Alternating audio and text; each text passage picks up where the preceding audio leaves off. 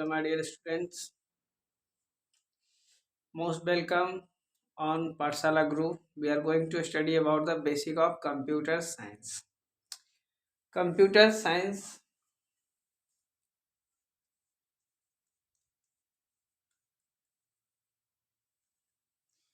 Computer word comes from Greek. Greek का एक word है कंप्यूट. उस कंप्यूट से ही बना हुआ है कंप्यूटर. तो कंप्यूटर जो हमारा होता है, कंप्यूट वर्ड से जो बना हुआ है, तो कंप्यूट का आखिर मतलब क्या होता है? तो कंप्यूट का बेसिक मतलब जो हमारे पास इतना ही है कि वर्क ऑफ कैलकुलेशन या वर्क ऑफ अर्थमेटिकल वर्क, यानी कि हमारे पास जो काम है वो गणित का, गणना का काम करेगा. तो गणना का काम करेगा तो हमारे पास जो भी हमारे पास रहेगा, तो इसके लिए मेन 4 ही फंक्शन है हमारे पास: addition, subtraction, multiply and divide. या तो जोड़ करेगा, या घटाएगा, या गुना करेगा, या भागा करेगा. तो कंप्यूटर को इसलिए हम लोग एक तरह से बिग कैलकुलेटर भी कहते हैं. Computer is an electronic device.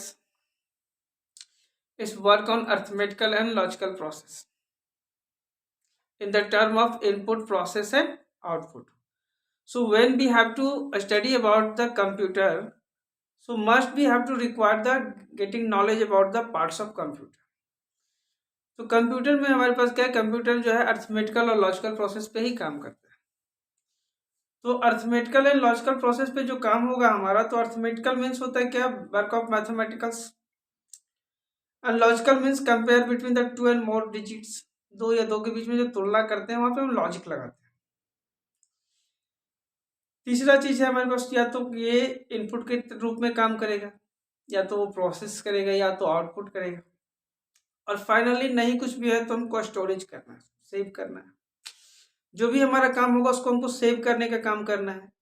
तो इन सब चीजों को ध्यान रखते हुए हमको सबसे पहले तो पार्ट्स ऑफ कंप्यूटर पढ़ना है. आज हम सिर्फ चर्चा इस बात पे करेंगे कि हमको कंप्यूटर साइंस में पढ़ना क्या क्या है, बेसिक ऑफ कंप्यूटर में किन किन चीजों को हमको सीखना पड़ेगा, जिसके बाद हमको बेसिक ऑफ कंप्यूटर साइंस पूरा होगा. तो सबसे पहला चीज है कि कंप्यूटर्स का पार्ट्स हमारे पास क्या है. तो कंप्यूटर्स को मेनली 2 पार्ट्स में हम लोग लेके चलते हैं: हार्डवेयर, और दूसरा है हमारे पास software. Hardware and software. Hardware में कितना पार्ट्स है हमारे पास? हार्डवेयर में 3 पार्ट्स है. इनपुट, प्रोसेस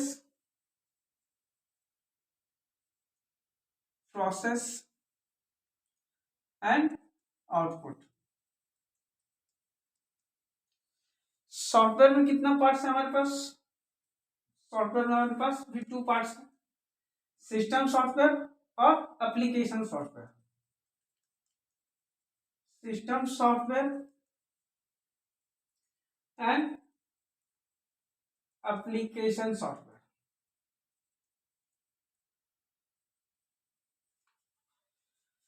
ये जो हमारे पास इनपुट डिवाइस, प्रोसेस और आउटपुट का जो डिवाइस है हमारे पास, इस सारे के सारे हमारे पास क्या है, डिवाइस है. ये सारे के जो डिवाइस हैं इन सब का अपना अलग अलग फंक्शन है. लेकिन पहले हम इसका बात करते हैं एग्जाम्पल का. एग्जाम्पल में इनपुट का एग्जाम्पल हमारे पास क्या होता है? Keyboard, mouse etcetera.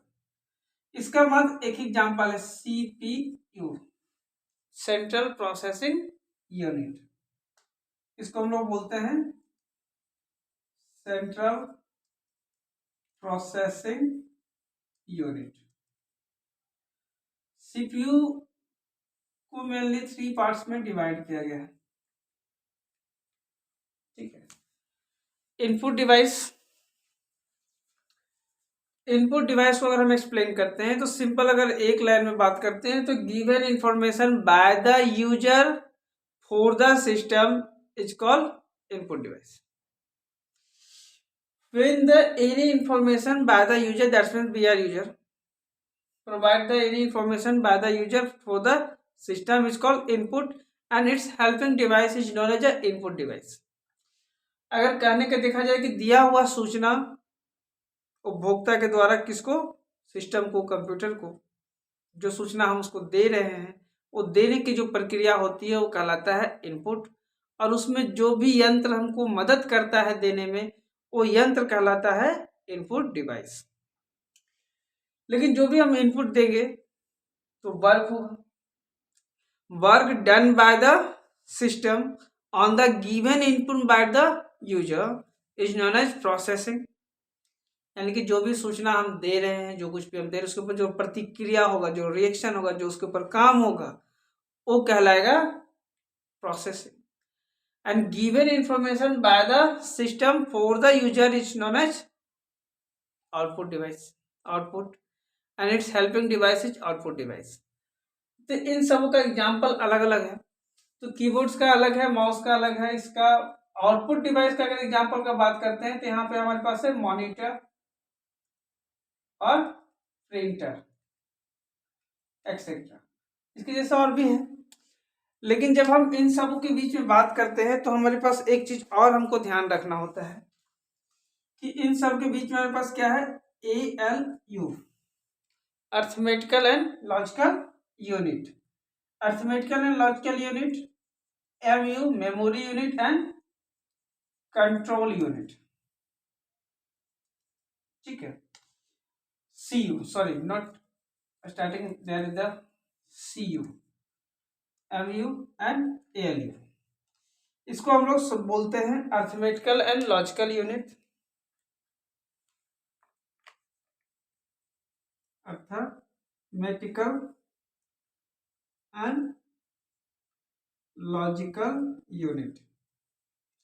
यहाँ हो गया मेमोरी यूनिट, यहाँ हो गया कंट्रोल यूनिट। ठीक है, अब जब इन यूनिट्स की बात करते हैं तो ये जो मेमोरी यूनिट है ये दो भाग में बढ़ जाता है, प्राइमरी मेमोरी और सेकेंडरी मेमोरी।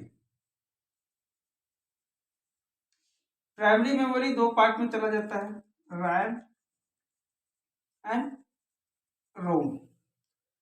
सेकेंडरी मेमोरी जो हमारा होता है ये भी दो पार्ट में चला जाता है, हार्ड डिस्क और floppy disk.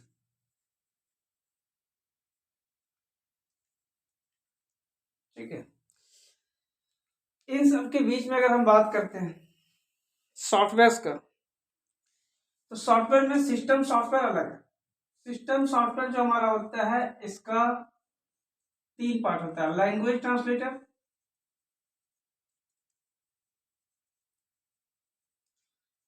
Operating system software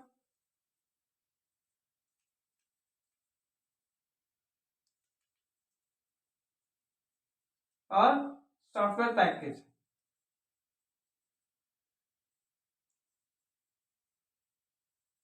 या यूटिलिटी, या तो सॉफ्टवेयर पैकेज होगा या तो यूटिलिटी होगा।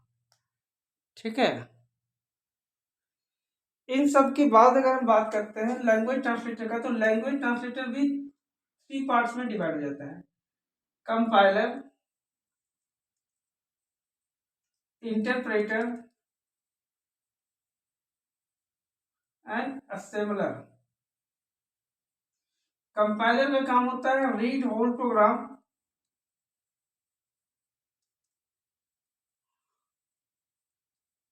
एट ए वन टाइम, एक बार में पूरा प्रोग्राम को रीड करता है। इंटरप्रेटर का काम होता है read line by line, line by line. Assembler का काम होता है read numbers and symbols, numbers and symbols को रीड करता है। इसके बाद अगर हमारे पास देखा जाए एप्लीकेशन सॉफ्टवेयर, तो एप्लीकेशन सॉफ्टवेयर के पास सिर्फ दो ही है,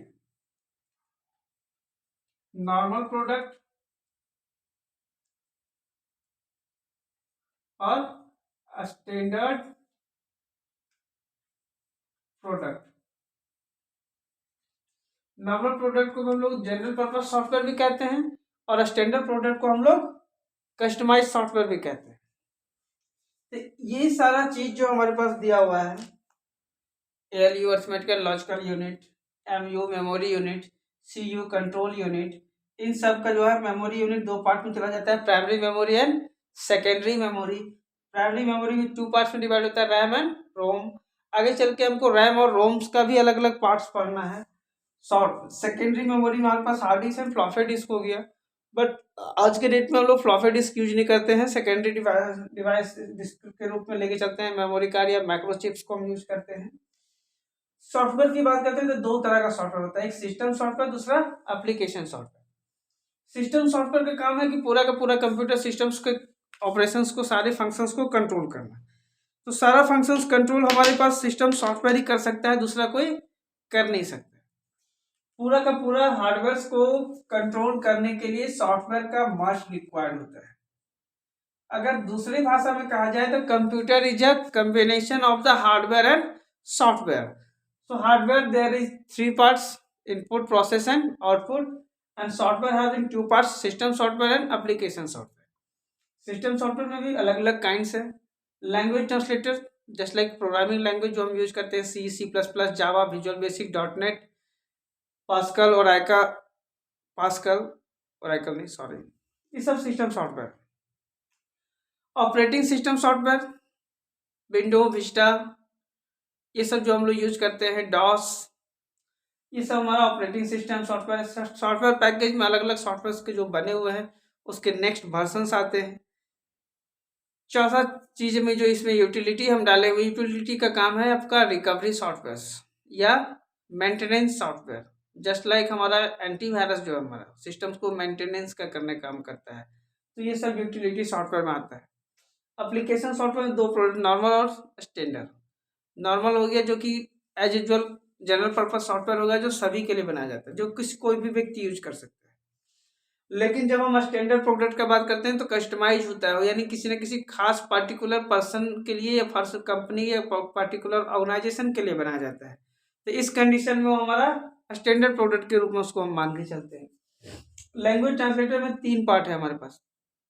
कंपाइलर जो कि पूरा प्रोग्राम्स को, यानी प्रोग्रामिंग लैंग्वेज जो हम कोडिंग करते हैं, प्रोग्राम बनाते हैं, सॉफ्टवेयर बिना प्रोग्राम का चलेगा नहीं। तो ये जो प्रोग्राम होता है वो हमारा कहलाता है, रीड करने का काम होता है हमारा, इसका जांचने का कि सही है कि नहीं है। तो इसके लिए हमारे पास एक बार में पूरा प्रोग्राम रीड करता है, वो कंपाइलर है। जो इंटरप्रेटर होता है वो लाइन बाय लाइन रीड करता है, यानी कि उसको थोड़ा टाइम लगेगा। और असेंबलर जो है सिर्फ नंबर्स एंड सिंबल्स को रीड करता है, बाकी ये सब चीज़ को रीड वो नहीं करेगा। तो इसी तरह से हमारे पास ये बेसिक ऑफ कंप्यूटर्स में ये सारा चीज जो दिया हुआ है, इतना चीज आपको पढ़ना है। और इसके पढ़ने के बाद आपके पास कम से कम 50% तो बेसिक ऑफ कंप्यूटर जरूर खत्म हो जाएगा। बाकी इन सब में से बहुत सारा पार्ट्स है जिसको हम और आगे चल के चर्चा करेंगे। और किसी को किसी तरह का कोई सवाल जवाब हो, कोई डाउट हो तो आप कमेंट कर सकते हैं। और फिर से एक बार कि आप सभी को अगर पढ़ाने का मेरा अच्छा लगा तो आप कृपा करके उस लाइक सब्सक्राइब करें और लोगों को शेयर करें। Thank you.